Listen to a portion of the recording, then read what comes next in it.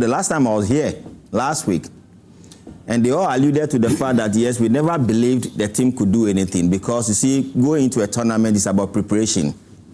It's about putting your people together for a couple of months, probably even a year, and put forward a formidable team. But because we know vividly well that has been lacking in terms of the way we transition from Coach Adwoa to the current coach, and there have been a lot of inconsistencies in the team as Black Star, especially all the pre-matches they played to the tournament. It wasn't that very encouraging. So the last time I was here, and when it was time for prediction, I said, I would be surprised even if Black Star scores an own goal because I never believed they could do anything. And in fact, my good friends from your social media team said, oh, I said it's going to be an own goal for Ghana. Ghana will score an own goal. And in fact, they roasted you. They roasted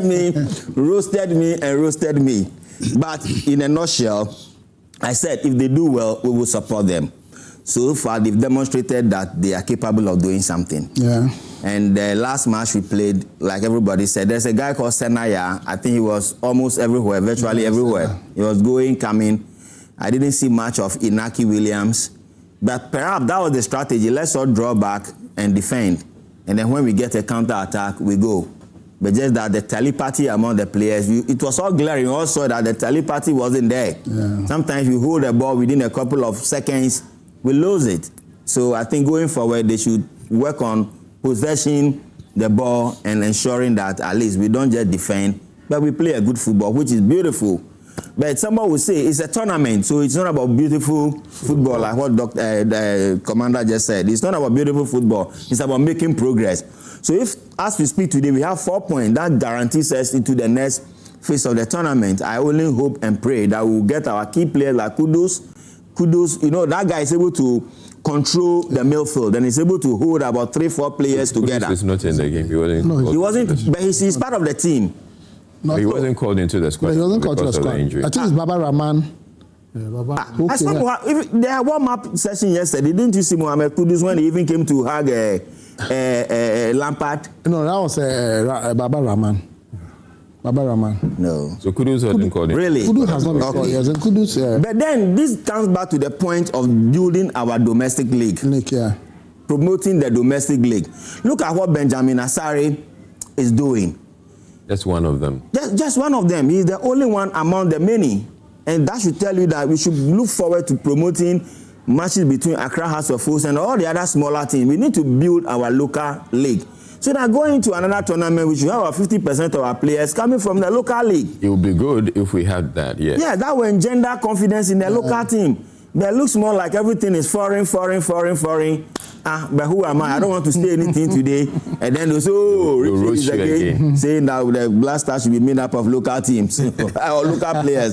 So on that note, we congratulate them and wish them well going forward. George. Yeah, he's right. Good morning to you. Good morning. Good morning to the production crew and our viewers. General, good to see you again. And yeah, Richie. Yeah.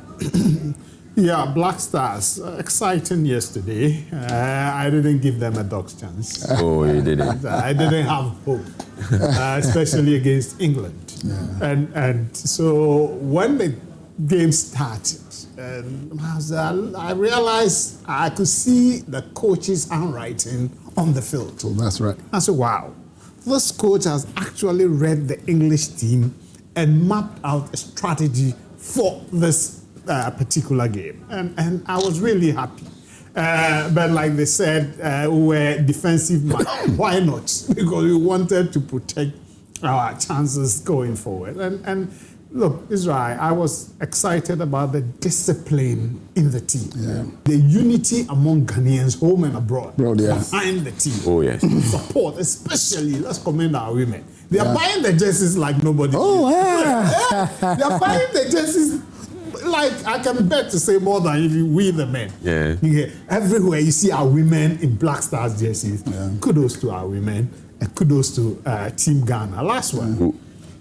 The timing of the change of coach, gave us worries. Yeah. You get it. At the time they changed Adwoa And people say, what's this man coming to do? Yeah. It tells you if you have a good coach, you know, it doesn't matter the time. They can make it a difference. A difference can be made. And this Carlos Queiroz, he's shown us that if you have the right coach with the right team, you know, and I can see the players respect him.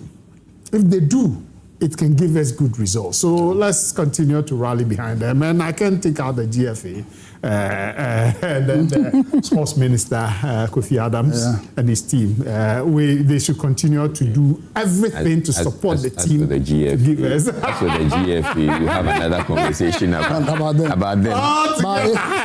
But I agree that let's see how we can encourage our local players to be part. The numbers will be more because Benasari has shown the way. Let's get more of them on board so that our Black Stars. The reason I say as for the GF, we'll have another conversation about them is it's not about changing coaches.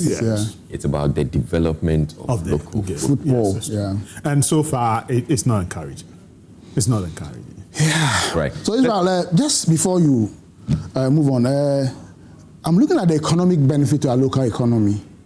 And I think that, like as mentioned, our local economy has picked up. I've listened to some economic things. But I think that we could have done better if we had had a customized kind of, and then at a rebate price, because the official JC, I mean, the price is so high. I think it's about 1,500 somewhere I wanted to buy. I could not afford. But if GFA owns this market, and then they will bring it to a lower cost where almost every Ghanaian can afford to buy. Is that better than going to China to print the cheap ones, and then it doesn't create any jobs for us?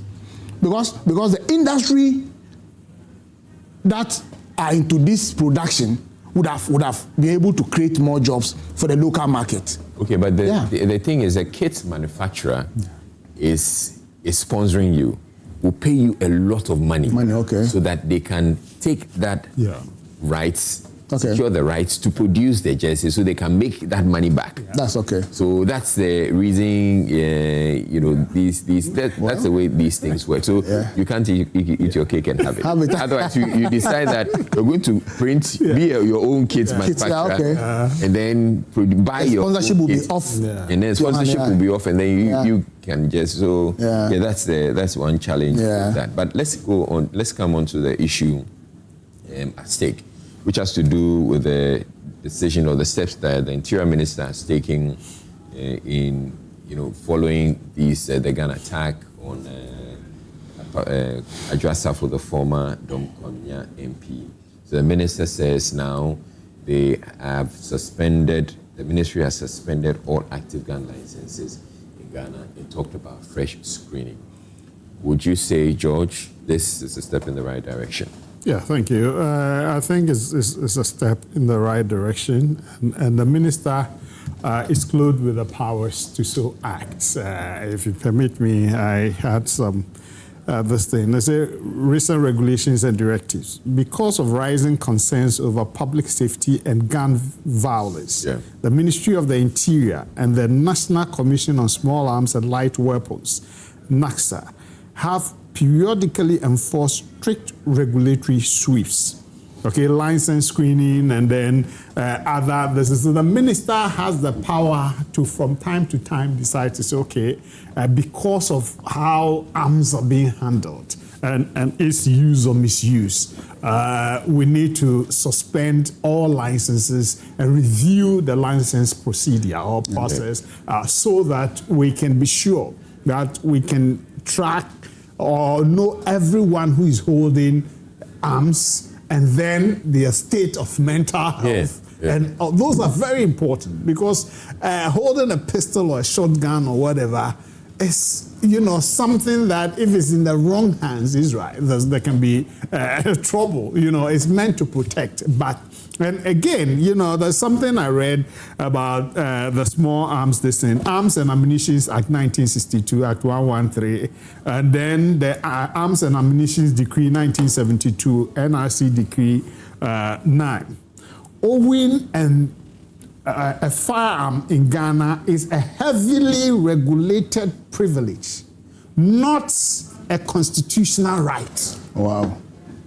It's a privilege. Yeah. Not unlike the US, where yes, it is. Yes, it's a constitutional right. Then. Right, yeah, it is a privilege to own a gun. Yeah, it's a privilege. And then it is heavily regulated.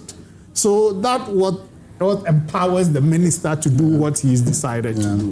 And it's true, because I was a bit happy when I heard that the private securities now hold arms, because at the point I realized they were not. No, they're not supposed to hold. They're not supposed to. They are not. Okay, They're not.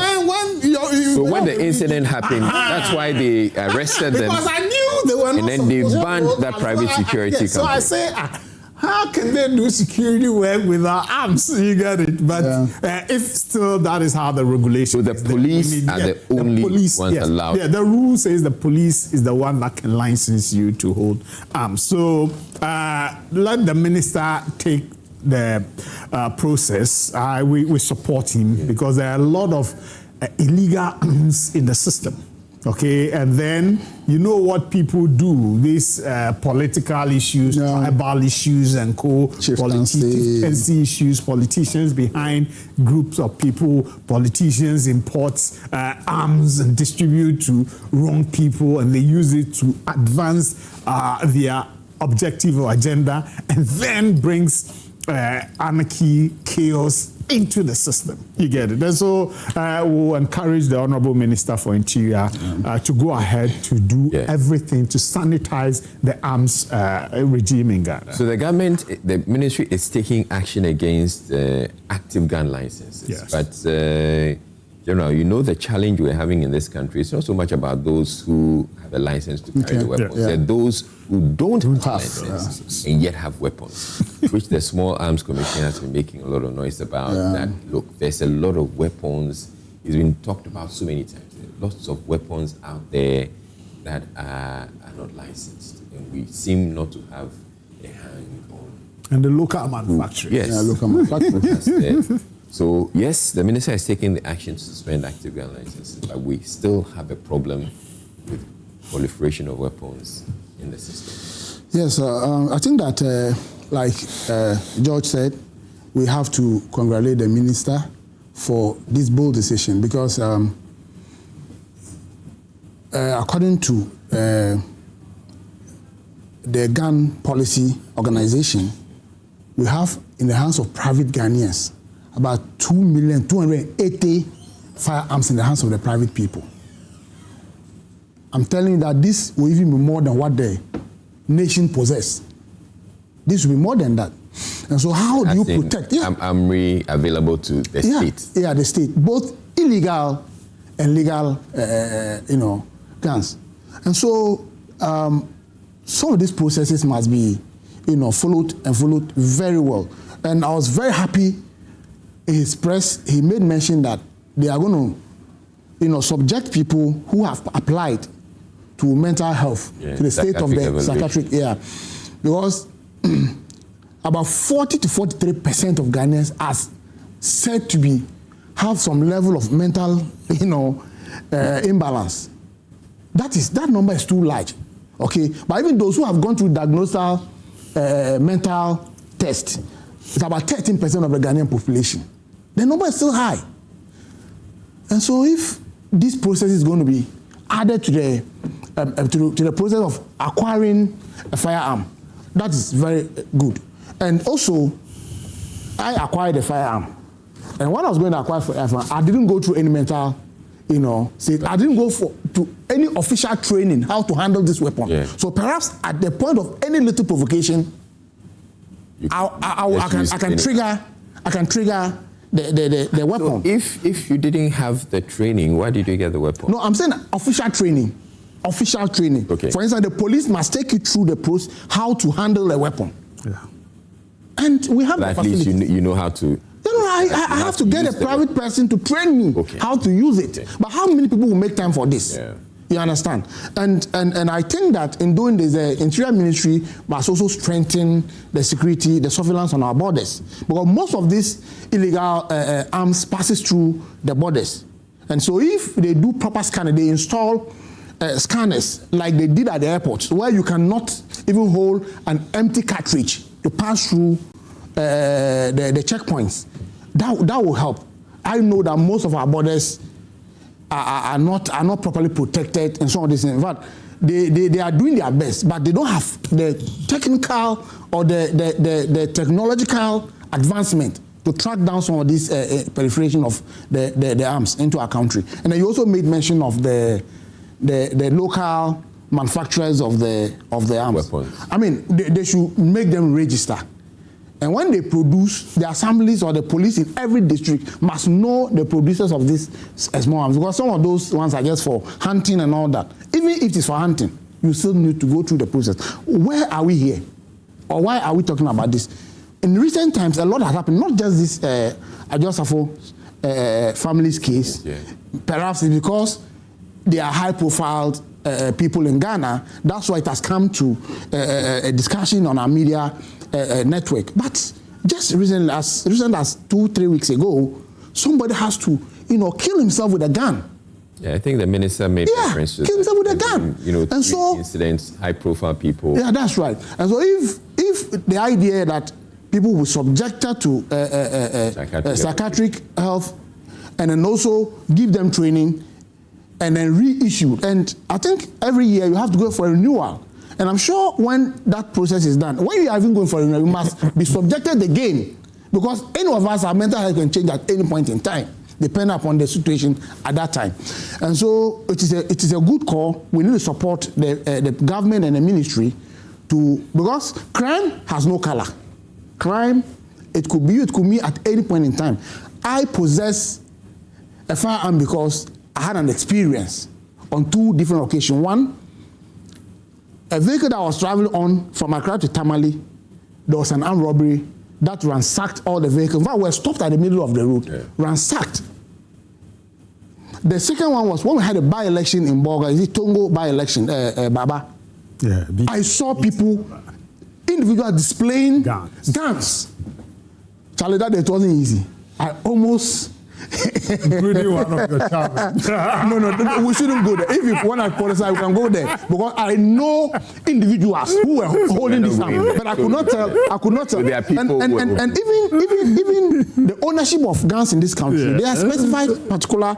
I mean, you can have shotguns, pistols, and maybe pump action guns. But what we see out there, AK-43 and many other sophisticated, firearms, and so. The minister and his ministry have to fast track the process so that Ghanaians will be safe. You made reference to the fact that when you were getting your weapon, you were not taking through any official. No, I wasn't taking through any.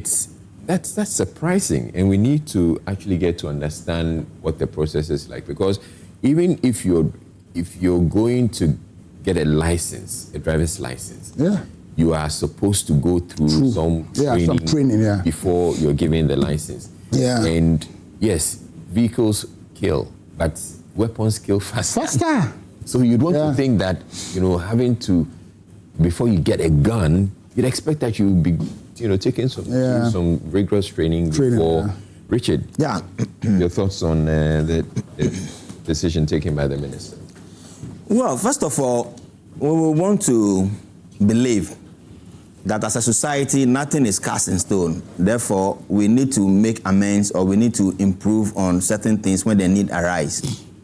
But the question that begs for an answer is, should it be a prominent personality in a public or political space who suffers this gun attack, which would necessitate the Minister of Interior to take such a drastic decision that they are cancelling all arms licenses? Whether you got it yesterday or you got it 3 days ago, they are cancelling it. Or it's a special scenario where they can say the arm licenses that were issued perhaps within the last 6 months, they are cancelling it. Or even if I received mine yesterday, I'm still affected by this new directive. Yes. That begs for an answer that, didn't they know all this while that before you issue licenses, there are certain processes and procedures you need to fully comply with? Well, we always learn, and that's what I'm saying. That because you see that still comes to the point that this decision was taken because a political figure, a high-profile, influential personality like lawyer Adwoa Safo, a former member of parliament, has been involved in this barbaric activity, is what necessitated the cancellation of all armed licensing. That is what we are asking. Because 2 weeks ago, the minister has been in office at least for the past 1 year, 1.5 years. So if he's doing what we call institutional realignment, possession of arms is part of the mandate of national security, is part of the mandate of Ministry of Interior to control, coordinate, and ensure that all arms in this country are licensed. It is their mandate to ensure the safety and security of everybody. And don't forget that the law also enshrines that everybody has the right to own properties. As is stated in the Constitution, you have the right to own a property, and nobody can even intrude into your properties. You have every legitimate right to own a gun.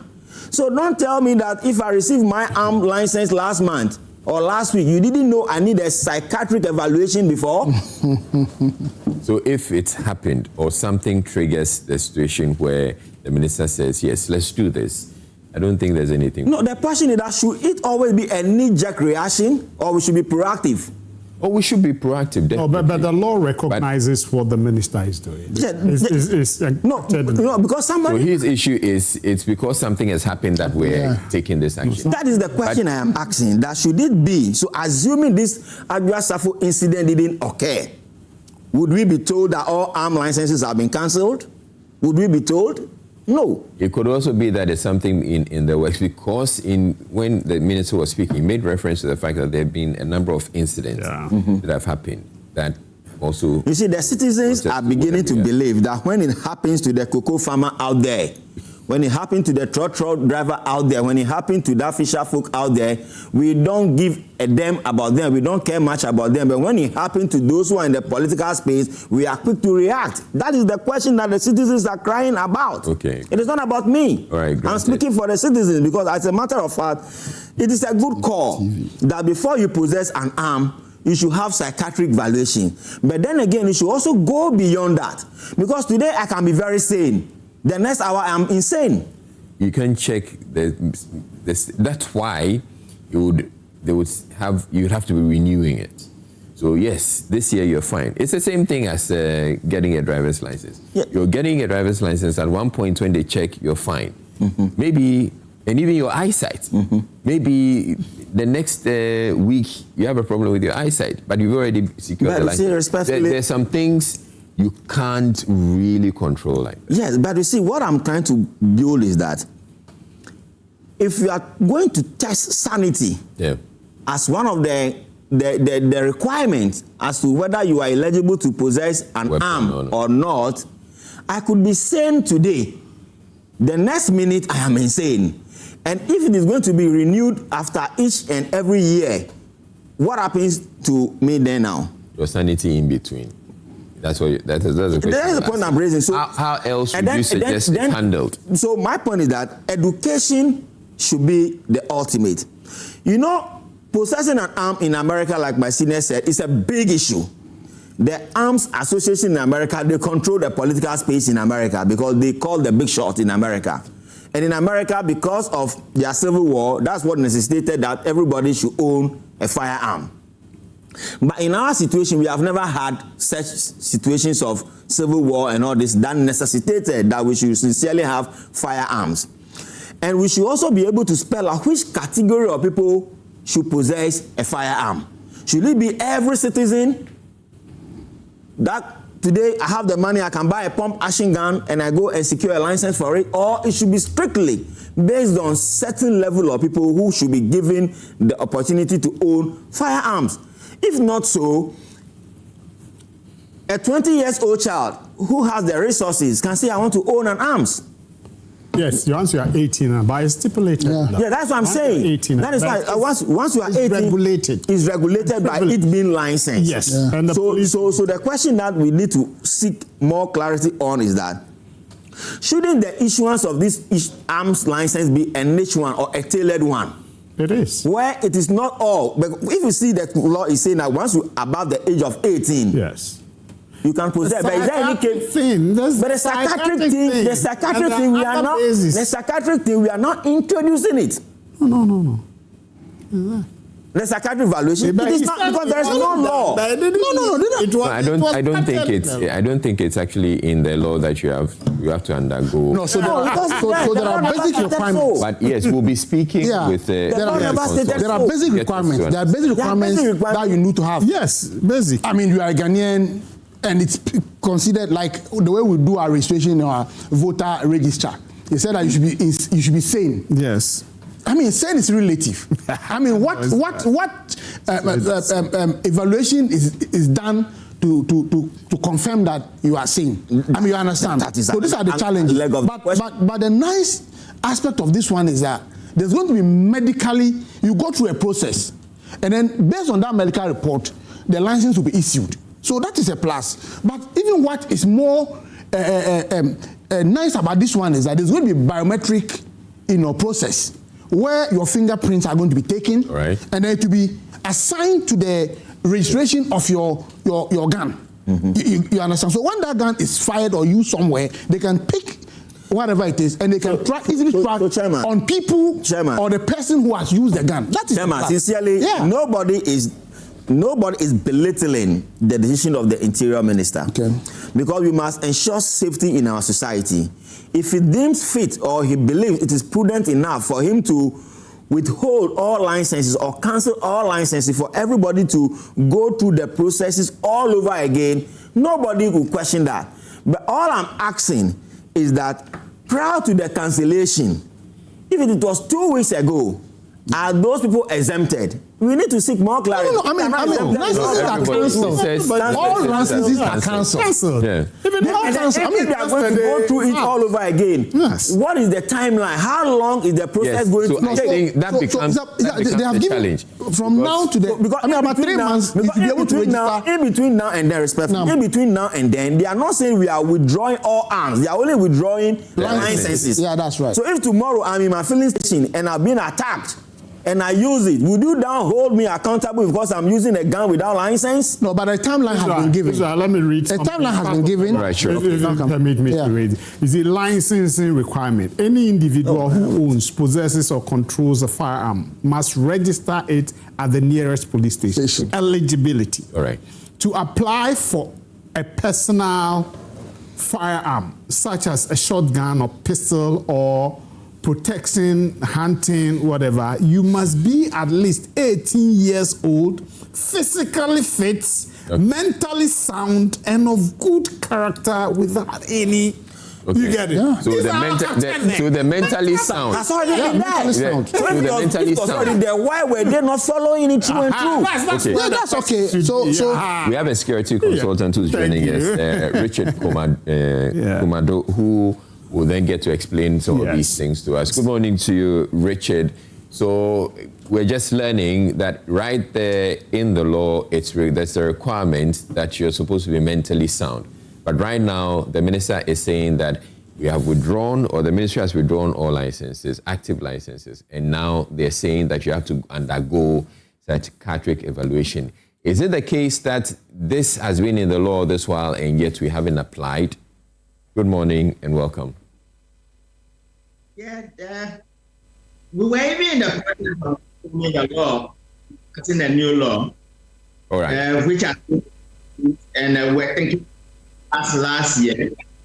All of us within were need to ensure that we pass a law that will be the 21st century. Very stable. Hello, Richard. Hello, Richard. Your audio is not very stable. I don't know if it's your internet connection, but we can't hear you too well. But let's take another shot at it. Please go ahead and speak. Let's see if it gets better this time. Okay, so I'm saying that there's a problem coming up, but there's some of the short from the program, even though the law specified what you needed to do to gun ownership in process. We went at gun amnesty program. And Richard, the line is not too good, so we'll have to get back to you. Hopefully your connection will be a lot more, maybe much better, so we can get to hear what you have to say. So yes, we're talking about the fact that yes, it's in the law that you're supposed to be mentally stable or mentally sound. But it turns out that we probably have not been enforcing it. But the minister now says, the minister now says, yes, let's you need to undergo psychiatric evaluation. This is very important.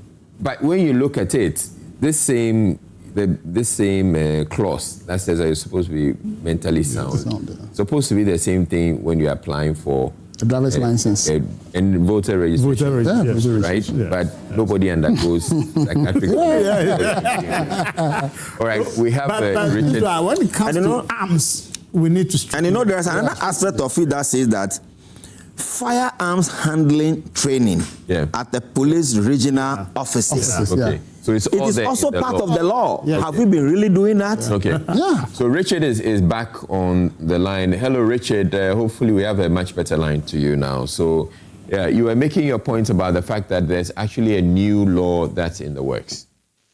Yeah, so the point I was making is that we have all this in the old law, all right, which have not been applied for many years now. And we are even in the process of enacting a new law, which all of us within the industry have worked assiduously at it. But what is happening is that we need to look at it from a policy point of view and an operational point of view. All right. One of the difficulties we have in this country has always been implementing the key highlights of our laws. And I think this is one of them. We recently went for gun amnesty program. And it was one of the difficulties we faced. That is why, at the end of the day, when the minister came to speak, you realize that the numbers we estimated were far lower than what was actually achieved. And that is the issue. What are the issues involved? There are just about 4 issues. If we want to achieve a zero tolerance for persons holding guns in their house without registering, and to meet the demands of what the minister says, there are 4 things I've always suggested to them. Right. What are these 4 things? Number 1, have a nationwide procedure for gun ownership and registration.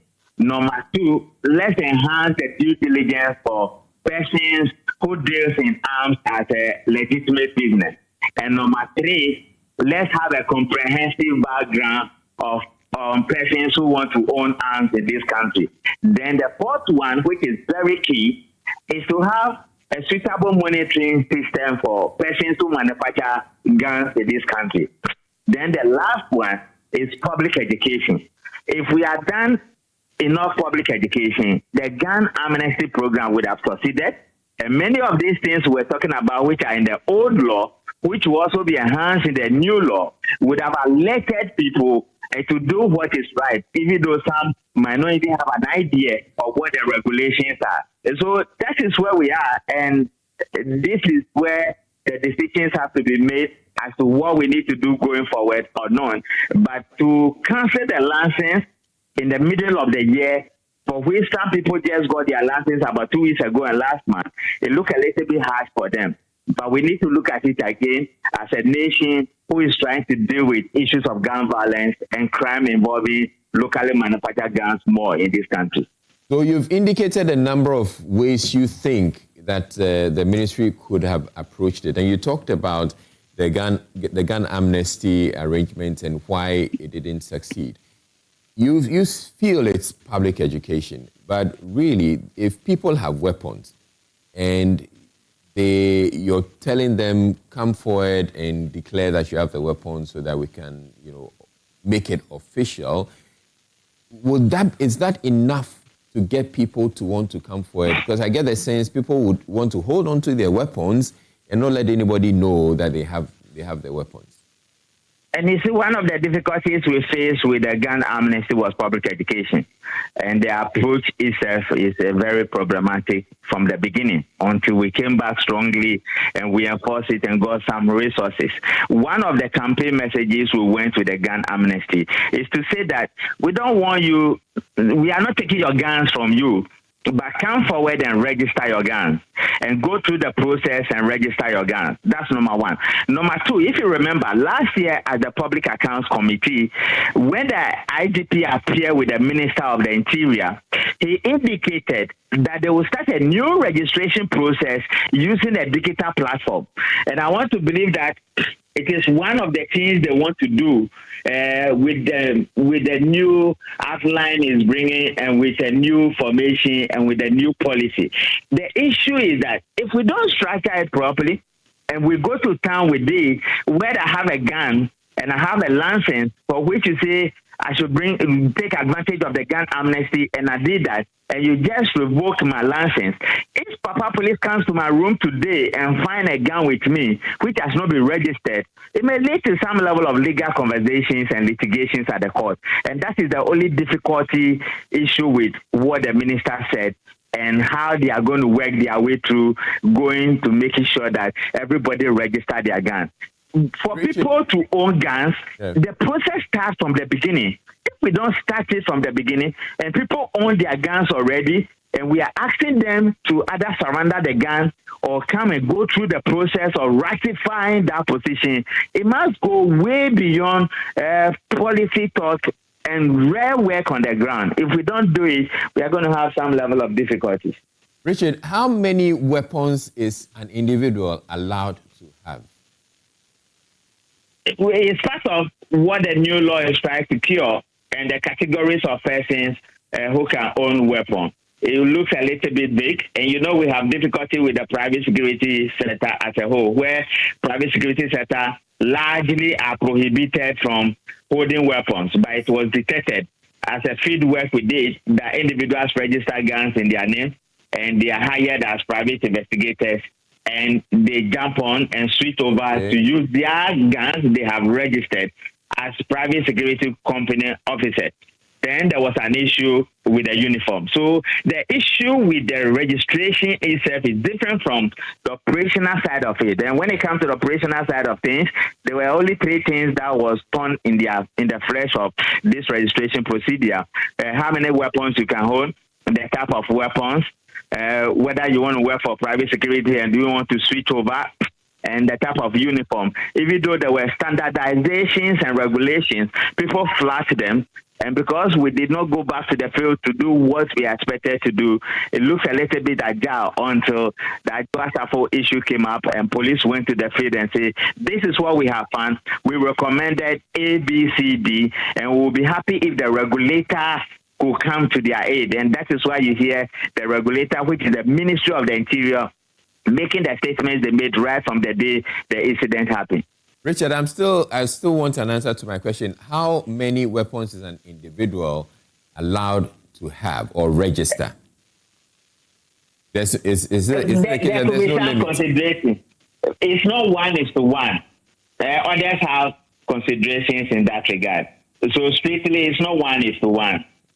Some people it's not 1:1. I know a lot of people who have weapons to their name, peculiar to what they do and what they might want to use it for. But it's not 1:1. So it is all part of what the new law, if it has been passed, is trying to cure so that we can take it from a straight line purpose. Does it also state the category of weapons that you can have? Yes, of course. AK-47, AK-50, AK-49, those basic categories are not supposed to be owned by individuals who are not law enforcement officers because those are for the state. Right. But we have seen sophistication also from the locally manufactured guns owners themselves. And the level of sophistication, if we don't bring them into the fold and say you cannot have this particular type of weapons outside of the AK-47 area, or when it comes to certain basic pistols, we might be creating an avenue and the premises for which might have the same devastating effect if somebody uses a weapon locally manufactured in this country, because that particular area have upgraded their skills and they have a capacity of manufacturing a gun that may have the same devastating effect as AK-47. Except it is not an AK-47, and so it may not be covered by the restriction. By the old law. So we are trying to loop all of them in there and upgrade the category. We call it the national list. So almost all the time, things that constitute weaponry that can create harm and harmful nature when they are used against property or life, the list is always upgraded, and the list has been upgraded. When we went for the stakeholders meeting, you could see the list have been upgraded, and they worked so hard in getting the law passed. It's my hope and prayer that this year the law will be passed to bring the upgrade. Other than that, if we strictly say AK-47 machine guns, and you look at the sophistication of what is coming from the locally manufactured area, we might be sleeping, and some other people may cause trouble for it. So one other thing that the minister said is that people are supposed to get training for the weapons. Now, if all these active licenses have been withdrawn and they're supposed to be giving, to be securing or undergoing the training before they get the weapons, do we have enough of these gun ranges for them to go for the training? Because the minister, when you talked about, he mentioned one here in Accra at the police training school. Do we have enough? Yeah, the venues, and if we go strictly by what the minister said, then we must say there is a limitation to the number of venues we have. And that is why some of us have the view that there could be convergence criteria, that I have my license already, renewal is 1 year. And so by December, all licenses would have expired and you will have to renew next year, pertaining what you do and how the license was issued. But generally speaking, it's for 1 year period. Even if it is for 2 years or even if it is for 3 years. If we structure in such a way that we are adding A, B, C, D to the regulation or the requirement to meet the criteria for renewal, so by the time your license is due for renewal, you should have done A, B, C, D. Right. They would have taken a chunk of the job from those who are now coming in for licenses as fresh people. Then we can space up the space so that we create that convergence criteria to merge it.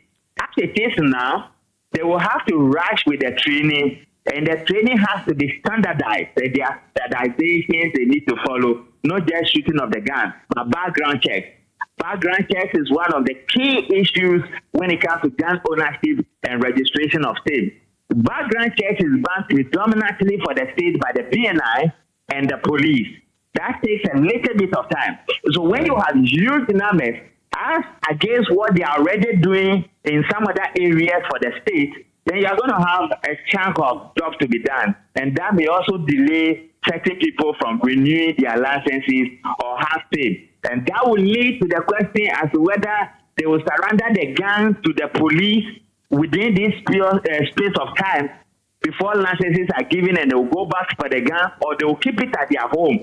And if the objective of this policy, of all what we have done with the gun amnesty, is to prevent crime and violent crime, then this aspect of the approach may be a little bit problematic. And I think as we go ahead, the ministry, together with the regulators and the enforcers of the law, will have to be prepared so that we deal with the excesses as quickly as possible before it gets out of hand. So, Richard, for you, you feel the directive by the ministry, they would have to reconsider and probably find a more practical way of approaching this withdrawal of licenses? All of them are practical. From the work we did with the gun amnesty and the experience we have, that gun amnesty that is supposed to retrieve guns, we have not guns in the hands of people, but we have armories in the city of Accra. And the total number of guns the police retrieved from a family fleet, it would have led to mass shooting, and we would have heard the stories we'll be hearing in the U.S. in particular. So all of them are practical, all of them are pragmatic, but approach, because you see, some things are lawful, but they are not reasonable. So you look at both what the law says and what is practical, what you can achieve, then you adapt an approach that gives you the same result. Other than that, implementation has always been a challenge for us. Right. And if they can put themselves in that regard, all of us will help them to achieve it, because public safety is at stake, national security is at stake, and the safety of our families is also at stake. All right. Thank you very much. Richard Kumado is a security consultant, and I believe we've gotten quite a bit of enlightenment as far as this is concerned. But he makes the point about the directive. So if we say that you're withdrawing, or like, and you were also making the point that if you're saying you're withdrawing, somebody may have gotten their license just yesterday, and you're saying that, or last week, and you're saying that now we're withdrawing. Does it mean that the person would have to come and pay again? Because I'm sure there's a fee that you have to pay to secure the license. So does it mean you have to come and pay the fee all over again? Yeah. These are questions that we believe should and Senior, you see, respectfully, my challenge with this beautiful country called Ghana is that all the things that the Interior Minister is proposing today, for which reason he claims he's withdrawing or withholding or revoking all armed licenses, there are plethora of laws that prescribe all these things already. You know, we have the Arms and Ammunition Act. We have the National Small Arms Commission. There are various acts that talk about the processes, talk about the procedures, who is eligible, what has to be done. So this issue of mental evaluation and so forth and so on is already captured. We've already spoken about it. But because of our knee-jerk reaction towards things, we fail to enforce things. We fail to do prudent things. Then when something happens and our own colleagues are involved, then we are quick to act. That is the conversation we're having. And do you know somebody can even take the Ministry of Interior to court? Of course. Someone can take them for court because it may seek for a judicial review. It could be that they are taking a decision that is out of their mandate. Because look, as a matter of fact, why would you wait all this while? Then just take such a knee-jerk decision that we are withdrawing or we are revoking all licenses. And we are giving now a 3-month grace period, for which reason everybody has to reapply and get this license. Are you telling me that within a period of 3 months, you know, you were asking the gentleman, how many guns do we even have in the system? Perhaps you couldn't even tell us. How many licensed arm owners do we have in this country? Assuming there are 1 million. Can the Ministry of Interior tell me that within a period of 3 months, they can take everybody through this mental evaluation and so forth and so on and give them a new license? Mm-hmm. So in between time, this lacuna, as to nobody knows what will happen if I should be caught today with a gun in my possession and I don't have a license, even though I had a license 2 weeks ago. You are telling me a new directive has revoked. A very valid question. You have a license for the weapon that you're holding. So you discharge the weapon in an incident. Can the law then say you use the weapon unlawfully? Unlawfully? Because the weapon is still in your possession. You're supposed to come and read. You have a certificate that you only received it 2 weeks ago. And you use it today, they say the law has caught up with you. Then all licenses don't expire in December, depending upon when you took the license. And so I'm sure people who are about to, licenses are about to expire will have the opportunity to do that. Those who have just acquired this license, within 3 months, they should be able to start the process. At least when there's an emergency that you discharge your weapon. Doesn't mean, you discharge your weapon. Yeah. I mean, they will look at, that's why we have investigations, that's why we have the courts. And the law, for me, if anybody goes to law, I'll be happy because that's why the courts are there. The laws have to be tested. And so that in situations like this, we'll be able to set the records as they are supposed to be.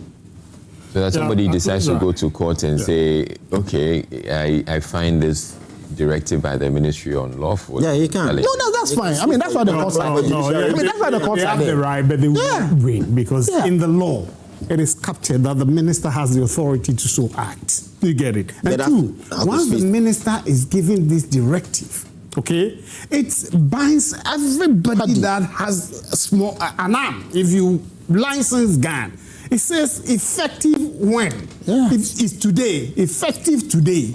Your license, even if you got it at 4 p.m. yesterday, it's not valid. And two, ignorance of the law is no excuse. Yeah. You get it? The minister has given a directive. which directive maybe would have been captured by law or document, whatever. He's done the press conference and he's issued a written authorization for that. You must comply with that again. Once he says he's revoked the license, it is your duty as a good citizen to go to the proper place to start the process of renewing your license, okay, and complying by the one. The resource person did say some things, okay, that they've started a new. There's a new law. Yeah, new law and all that, which tells you the minister is aware something is going on. That's why at a point he's decided, okay, it's time we bridge it and then we start the whole process. And it is everybody's duty, is right, to go and do right by the states by renewing and going through the process. This time we said the mental things were all there, but we were not using it. Maybe now he says it's good, and he says something. There will be a background check on you, the individual who wants that. And again, we have 16 regional police command posts. Okay, in fact, the police and command, he read it. The command posts are even about, it's about 22. Okay, yes, we have Tema district, they are all regions. Yeah, good. About 20. So now we have more than 3 regional so if we command have posts. These posts, that's where the training and all the background checks and as he said, BNI and others will do those things. And I don't think we have more than 1 million. He said we have over 2 million guns in the system, but license holders, I don't think we'll have more than 1 million. No, and these can be streamlined to get the process. But which is the other challenge? So now it is. So which is the other challenge? So yes, we have active licenses in the system. Yes. But then there are millions of weapons in the system that are not registered or they don't have licenses. Yes. How do we deal with that as well? Oh, but he mentioned amnesty. You remember? No, the amnesty has not brought in the weapons we were expecting. The amnesty thing is optional. So the amnesty is that, yes, we're offering, giving you an opportunity. Not amnesty. They are going to enforce the law with the cancellation of the license. The minister is going to have a process where anybody who has a gun, there will be a process to check and then determine that indeed you've gone through the proper process of re-registering them, and then you can hold it legally. Otherwise, it will be taken away from Messinia, we are just having a conversation, and for a matter of fact, there are other Ghanaians who are watching us today who, many of them may be licensed arm owners. And I will not. It's been revoked. I will not be surprised if legalities arise. I will not be surprised if there'll be a lot of contradictions and there'll be a lot of complications as far as our approach of trying to revoke all licenses and renew it all over again. There are going to be a lot of challenges that I foresee. I don't see so. Well, I foresee those challenges because if, as a matter of fact, it's just a straightforward revocation, and it's just a directive. The directive he has given, there is no binding document. Messina is saying that, maybe it might not even suffice in the court of law. But the court can look at it. Is it a fair decision that was taken? Is it taken in the interest of everybody? Yes. Or it is taken and others have challenges with it? So there could be reasons for which the court could say, yes, we have the right to do so and so, but maybe exempt this category of people who had it maybe about 2 weeks ago. Let them still have a valid license. But those who had it about 6 months ago, at least let us revoke those ones and let them go through the process all over again. And then you give the room for those who had it about 2 weeks ago to still have a valid license, but they can still do the renewal or go through the process all over again. But whatever they have paid should not be, it should not be null and void. They should still be able to use the receipt of payment for the same license they had about 2 weeks ago to go into the next phase of it and get it redone again. But as a matter of fact, we all want safety and security in our country. Yeah. And there are some caliber of pump actions you see. The first question that begs one, how did those guns enter into the country in the first place? How did they get here? Because some of these guns that you see were not manufactured. Definitely smuggled, but they're also smuggled in. Some are smuggled in. Some are smuggled in. Licensed arm dealers in Ghana. I know we have licensed arm dealers. But remember recently, some incident happened and they said the ammunition that the people were using even supersede the ammunition of the military. These are the illegal ones we have in the system. Yes. The borders have to be strengthened. I remember recently too. Look, Israel, I saw you nodding your, shaking or nodding your head when the resource person was speaking, and that was interesting, where he said security officers registered their own lines and then private security. So they found a way around the challenge. So you're not supposed to have a weapon, or private security officers are not supposed to have weapons. But then you register it as individuals, and then they use it for. That may be why the minister has decided to embark on this. It could be. You get it? So that we can streamline all these things at the table with these brilliant resource persons, all of them with the minister. They can find a way out so that we can regulate the arms regime in this country for our benefits. So yesterday we started a conversation about the increase in water and electricity tariffs. So it's going up, effective 1st July, we're going to have electricity tariffs going up by 3.49%, and then water by, under 1%. And it's a conversation we're continuing today. We have Lom Nuku Ahlija, who's a law lecturer and energy analyst, who's going to be speaking to it. Good morning to you, Lom. So yes, the tariffs are going up effective 1st July. They're reasonable, I would say. What do you make of it? Yes, good morning. Good morning. I would say it's reasonable given the changes that have occurred in the past, because we know that people use these for every quarter of the year. This is a routine. So in the last quarter from February now, we'll see that the price. So long, we seem to be having a similar issue, a challenge with the connection. We're going to call you on phone rather, and I believe it's going to be, hopefully that will be much, much better, because we're having that challenge. But yes, so the adjustments or the increases are part of the adjustments of the Public Utilities Regulatory Commission. They have quarterly adjustments. So this will be the third for this year, I believe. Yeah. So yes, your thoughts on that? Yeah. So I think we do the quarterly adjustment, but also use the automatic adjustment system. And if you watch the bills that you have now, they are not June bills. You should be having with you perhaps March bills with you, because of the processes of billing. You have to pick the reading, especially those who are on the old system, the manual, the analog. They pick the reading and then they do the billing. Yeah. But those who buy are those who are prepaid. They are able to have the current rate. And so I think that we had so few challenges for the past 3 months. The CD to dollar and many other issues, there was that kind of fluctuation. Definitely affect our everyday's activity, the economic situation and all that. I'm sure that's why this adjustment is going up. Maybe the next adjustment, it will come down because the CD have started picking up again. Yesterday, even at the filling stations, you realize that the prices are coming down again because the CD to the dollar is behaving well now. I mean, the CD to the dollar is rather going the other way. I think it's because crude prices have virtually come down. So these are some of the needs. Most of the companies that generate power runs on crude, and this affects them. Not entirely, but we have those who run on hydro, but you still need the cost of generation. We have very little hydro in the mix. It's mainly gas. Thermal plants. So some of the lessons now, but I'm sure as the things are picking up now, the cost of gas is getting down. I mean, it will have the next one.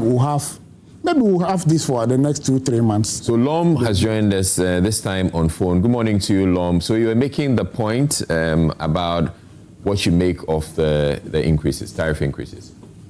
Yes, I was saying, Israel, that the increases about given the circumstances, because we know that the tariff adjustments that are for on a quarterly basis are driven by a number of factors, including, for example, the price of food, inflation, change foreign exchange rates, that's usually dollar to CD changes and so on.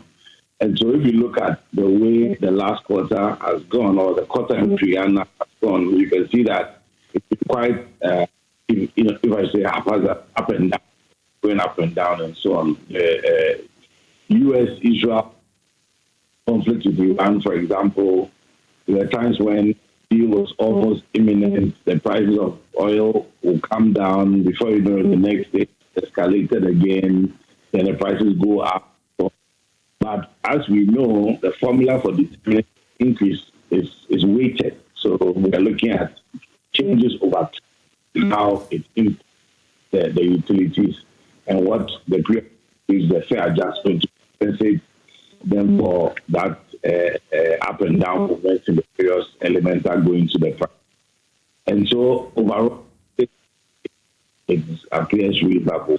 You also recall that the last quarter, there was no increment for electricity, and what was quite marginal. The significant increment occurred at the beginning of 31st January 2026. And so, just to answer a question, overall increment is not significant. It's fairly reasonable given the. Do you anticipate, or do you get the feeling that we're actually capturing costs the way we should, or we're probably ignoring some costs, and as a result we may end up having to deal with some fallouts much later? As in, whatever cost or whatever it is costing the IPPs to produce the power, are we capturing it all, or we're probably deciding that we're holding on to some costs just so it doesn't impact the people too much? Well, the regulator PRC has to do a balancing act between various elements, and that act of determining the tariff includes considerations like the cost to consumers as well, because it will not, for example, tend to have an increment which realistically most people cannot pay. Yeah. Then you also have to consider the fact that even when you take the utilities, there may be inefficiencies built into their work and so on, which PRC cannot consider for that in terms of a tariff increment. What utilities are required to do is to spend time and effort to think about how to become more efficient so that consumers like us can benefit from the gains of the efficiency. Yeah. So once the PRC is looking at these various elements, the increment must be just right so that it can incentivize utilities to do their work. At the same time, not compensate them for being inefficient or spending money in ways that they are not supposed to. When that is done, then an entity, for example, like ECG, who, by virtue of this increment, will have to, let's say, modify and upgrade its tariffs for purpose of electricity, will have what it needs to pay the IPPs. Yeah. So at that point in time, there's always that tension between, are we collecting enough as utilities? Are we also looking the challenges or inefficiencies of the utilities? Because what you give higher tariffs based on only cost, what it means is that you're not taking account of what the utilities in which can be done better. They are not doing so presently. So, for example, commercial losses on the ECG side are significant. We're talking about 20%. Commercial losses refers to theft of electricity and other taking of electricity from the distribution grid without paying for it. Yeah. So if you have commercial losses at that, what it essentially means is that an entity like, say, ECG is not producing or checking their network stuff. So people are getting the opportunity to steal that power. Now, when somebody steals power, what it means is they're not paying for it. And if they're not paying for it, ECG will not get the money to be able to pay IPPs. So the tariff adjustment PLC is also looking at this saying, well, the cost aside that perhaps I increase electricity to 10% more than it was. But I can also see that they have losses that are in excess of 20%. If I keep the tariff with that, the utilities consciously coming up with strategies and ways to reduce the commercial costs, what essentially means is that PLC is encouraging that area because it means that there's no incentive to do better with the losses. So it is many factors, that, including efficiencies and dealing with the losses and the tests and all of that, which is why I think that if you look at it overall, on balance, there's a fair adjustment given all the situations. But as you know, the regulator will continue to keep an eye on the utilities and the various indices that they are supposed to be as far as the and so on and so forth. So it's not only about cost. All right. Thank you very much, Lom Nuku Ahlija. He's a law lecturer and energy analyst and sharing some insight with us. And I'll take your thoughts on it, George. The tariffs, fair? Yeah, Israel. Fair, I don't know. Especially at a time when the Forex is gaining strength. You know, as of the time we're leaving office, it was about 14.7 to the dollar. Today, black market is around 12. Okay, official rates is around 11 thereabout. So what we know that the Forex is part of a determining factor to price increases. Not just the Forex, you're also looking at the price of crude. Yes, it's a factor, okay? And price of crude, you know, if you look at the rate, how far has it gone up over this period, okay? And so if the exchange rate is getting to our advantage, and inflation is also... The exchange rate in recent days is not actually to our advantage. Oh, it's still below the 14.7 that was inherited. It's not about the 14. We used to be... it had gone a lot lower. Yes, it went down to about 10. It's inching up now. Yes, so that's why I'm giving it at 12. In the last few weeks, around 11. But you're looking at the 14 that you say you left, which is not exactly 14. That's 14.7 you get. And what it is. Yes. And what it is now. Yes. So we're looking at in determining the tariffs. Yes. Or adjusting the tariffs. They're looking at what it used to be 3 months ago. Yes. And what it's going to be now. Yes. So it's not so much about what. No, because a lot of the positive gold boards work on the Forex and all that. So what is the dividends there? There's also the crude oil challenge. You know, with the U.S.-Iran conflict. We have that challenge. Crude oil prices went up. It's now beginning. for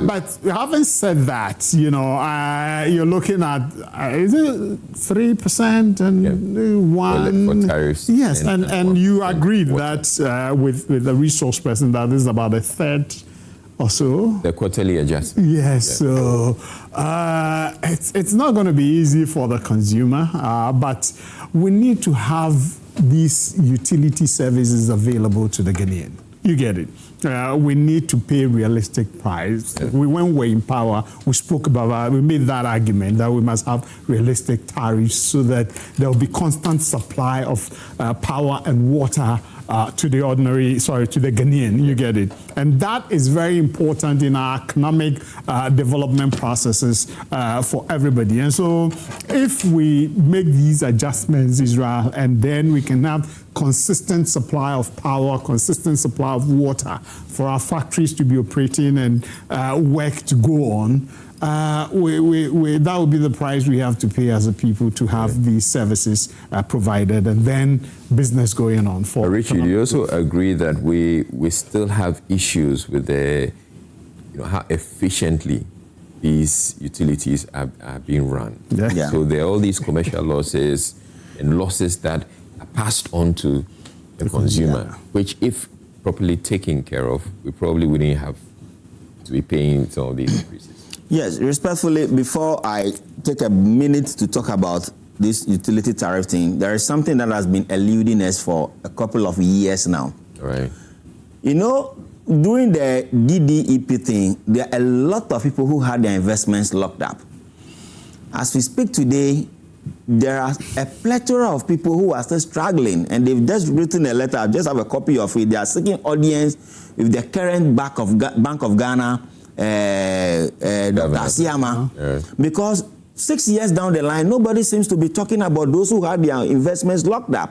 Imagine you and I, our life savings, we put it at NDK, and because of some domestic debt restructuring and whatever it is, we lost our entire investment like that. I think the media, please let us go back to revisiting some of these issues and see how we can help them recover their investments, or recover even if it is 30% of this money. Two things. There was the DDEP was a restructuring. Yeah, it was a restructuring. But the banks collapsed. Yes. Yeah, it was the bank collapsing that caused the some of these ones have investments locked up. Yes.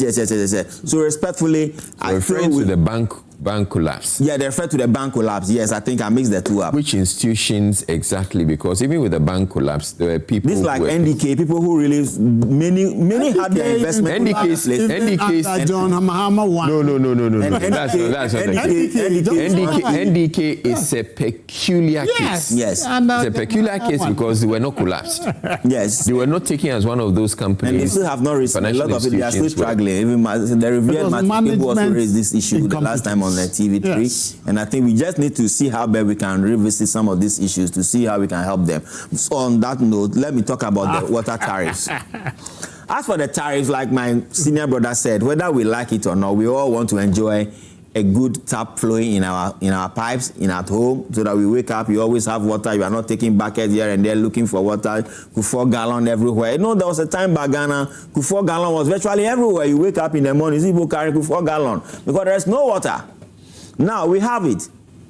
If today there is a bit of increment to make up for their production cost and to make up for all operational expenses and overhead, I think we the citizens should be able to accept it and be able to ride along with it. Right. And for a matter of fact, as for the electricity aspect of it, the hydro is only Akosombo and Bui and Kpong.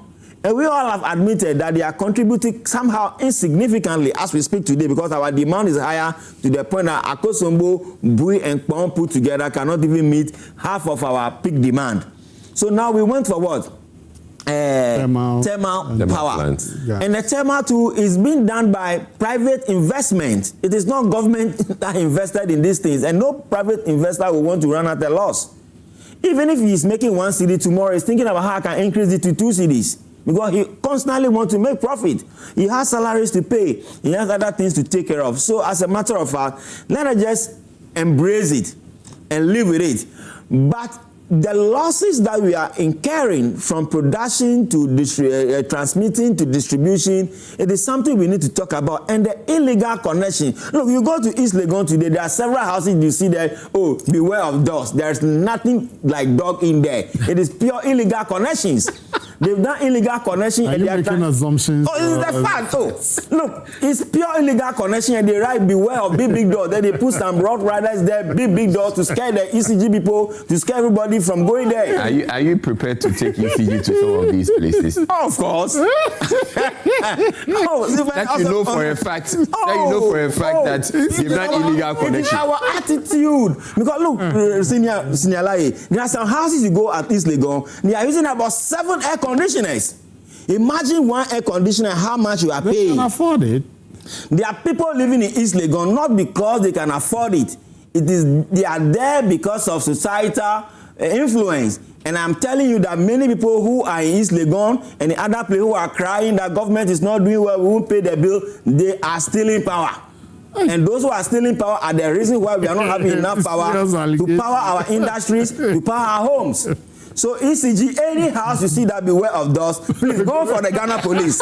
Let them help you break into these houses and go and see whether true. That's the house you go to, maybe just a kitchen, just a small tap that is there. No, you don't need the Ghana police to break into the house. Yeah. You just have to see how much power the house is consuming. Yeah, that's all. You would have what they're paying.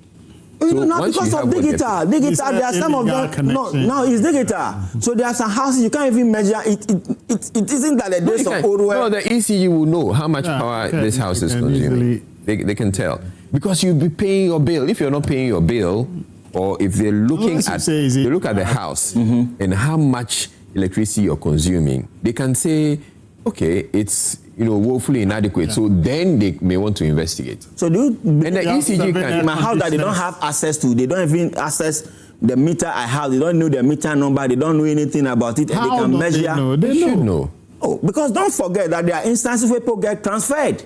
Maybe those who came to install the meter for you, they are not the ones who are there anymore. Don't you buy? But when I'm buying, I need to prove it that this is my purchase receipt, because nobody can sit anywhere and gesture. But indeed, ECG can enter any house and decide that they want to. But there are some houses they will not allow you entry because the gate is as tall as Jerusalem gate. How do you enter? But that's no excuse. They are so we should pay realistic. Yes. For instance, my area, I'm noticing something. Prior to this government telling that they are changing transformers and so forth, I'm tempted to believe that it is true. Because prior to these few days, anytime it's about to rain, even if it's the cloud that is forming, the light goes off. Okay.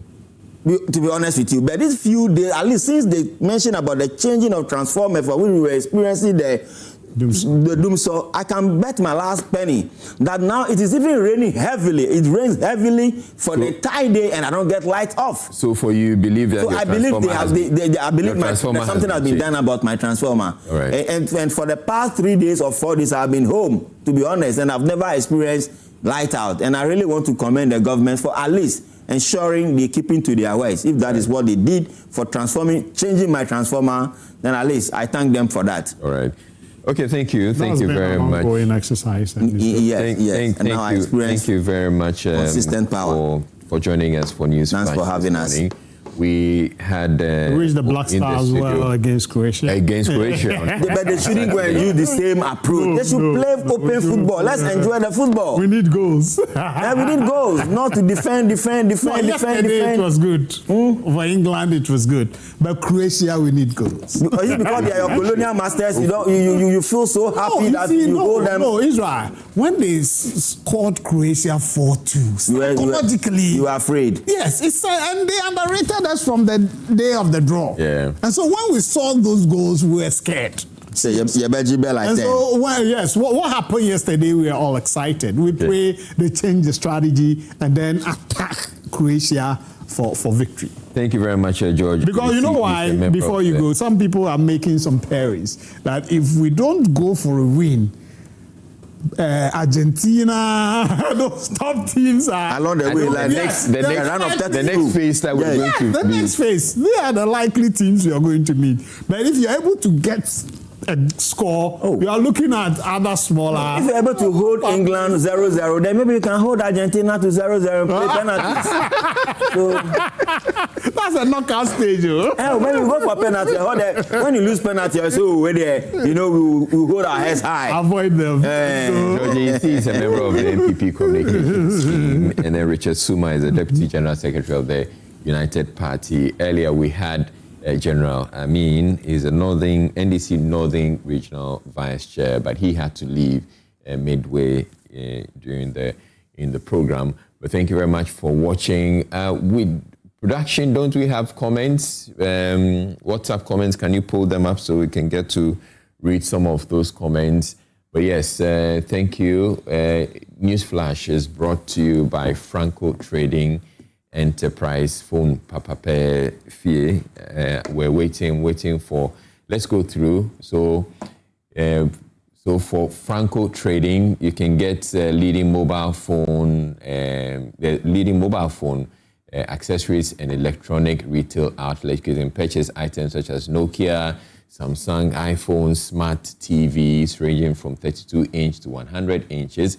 Franco air conditioning ranging from 1.5 horsepower, 2.0 horsepower, and 2.5 horsepower. Chest freezers and refrigerators. Washing machines, microwaves, blenders, generator, gas and electric stove, CCTV cameras, and these ones can monitor video anytime and anywhere. On-screen display menu, easy configuration, 3-in-1 video, audio control, all-in-one composite signal.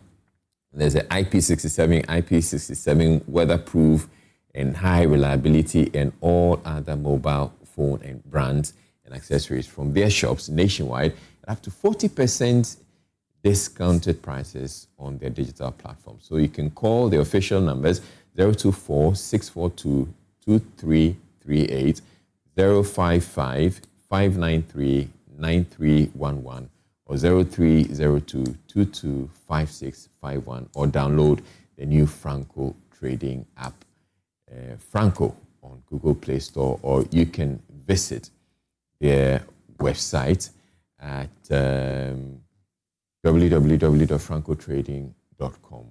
Franco Trading Foam Papa Pefi. Now let me get on to let's see the comments that you've sent through. So we have Fusaini says, good morning to you all. I'm watching you live from Zanzugu, Yepala Savannah region. Yesterday, Ghana Black Stars made us very proud. We're going to win the trophy. Okay. Regard to Mohammed Issa, Savannah Regional Secretary of the MPP. Yes. Winning the trophy. So let's see. So this one says, good morning, Mr. Israel. It was a good one for Ghana. Whether they are fast or slow, at least they won. Congratulations. All right, great. And then let's see. This one says, I am Okaim from Bantamang in the Sene West District. We would like to inquire about the circumstances surrounding the implementation of the Doomsday levy, which has been imposed for the first time to ensure the provision of stable electricity. Despite the sacrifices made by citizens to maintain the electricity supply, the government continues to increase tariffs without any positive outcomes, leaving homes perpetually in darkness. Today, it is imperative to recognize that the unemployment rate has reached unprecedented levels, while the government has demonstrated a lack of commitment to job creation. Concurrently, essential utilities continue to experience, all right, so I lost that. This one says, the Ghana, Akonsi Gariba from Tamale says, the Black Stars of Ghana and the coach made us proud and happy yesterday. Kudos to the entire team. And my best player for yesterday's match was Kalabi Renchi. He has been a utility player for the Black Stars team in the World Cup, and he should keep on pushing. I will also urge the coach to play more of an attacking game rather than sitting back to soak the pressure throughout the 90 minutes, which is not good for our progress in the World Cup. Congratulations to the entire team. And then this one says, good morning, Israel and the people of Kwame Danso, Sene West constituency. A draw against England is not just a result. It is a statement of resilience, determination, and the unyielding spirit of Ghana. Congratulations to the Black Stars for a spirited performance that has made the nation proud. To every Ghanaian, let us continue to stand firmly behind our team. Success is built on unity, patience, and unwavering support. Together, we will celebrate greater victories ahead. Well done, Black Stars. The pride of the nation remains strong. From Banka, Yao Charles, inside Kwame Danso. And then, now let's move on. And this one is good morning to you. To ensure the absolute integrity of national security, the government of Ghana must adopt a rigorous, uncompromising strategic framework for its nationwide gun license revalidation crackdown. The mandatory 6-step revalidation protocol must be applied universally and without exception, encompassing high-profile dignitaries and ordinary citizens alike, to eliminate systemic blind spots in firearm ownership. This blanket enforcement is critical because current data cannot empirically affirm the psychological stability or mental soundness of existing firearm holders. Furthermore, the strategic framework must decisively address the alarming trend of individuals using legal means to humiliate, intimidate, and instill fear within social gatherings.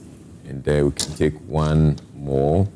Good morning, I'm Eben from Kwabenya. Applause to the Black Stars for making the country proud. We are proud of all the players, especially Benjamin Asari, for the good goalkeeping. Greetings to Honorable Julius Debra, Chief of Staff, Honorable Peter Kwesi Mensah, and Honorable MC Agbo of Ghana East. And let's see which other one we have, which other comment. Otherwise, I believe that's been it. Quick one. I want to support the call by the minority that if we want to win the war against corruption, I don't see the reason why Madam Stedi Nam Tamaklo will still be in this country and government is protecting the woman tooth and nail. If you go to Asia, how do you know that government today has always maintained that they have never been able to disclose to us whether no. Even if you go to if you go to Asia and they are extraditing their former prime ministers and president, it is at the full glare of the camera. From their arrival at the airport to wherever the detention center is, the country is fully aware. How do you bring Madam Sedina, who only served as a CEO of Maslock, and you are keeping her as if she's a former president that nobody should know where she is? Is this attitude engendering confidence that we really want to win the war against corruption? If we so wish, we should know where Madam Sedina Tamaklo is. I don't understand why the Minister of Government Communication will come and tell her that he himself doesn't even know where Madam Sedina is. He says in the custody of the Ghana prison. And he says he doesn't even know where. It's not his job to know where. What a WAP statement. Okay. All right.